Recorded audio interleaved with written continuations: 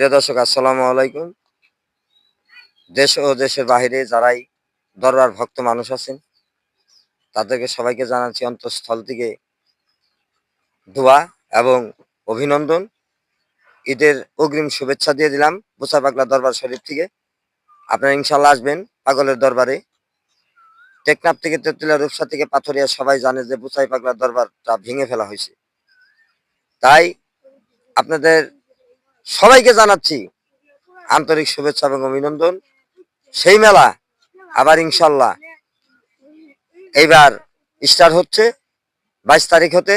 আপনারা মেলায় পাবে, ঈদের পরের দিন থেকে মেলাটা লাগবে। আপনার ঈদের আনন্দ ভোগ এই জায়গায় করতে পারবেন। আপনার ঈদের আনন্দ উৎসব আপনারা এই মেলায় করতে পারবেন।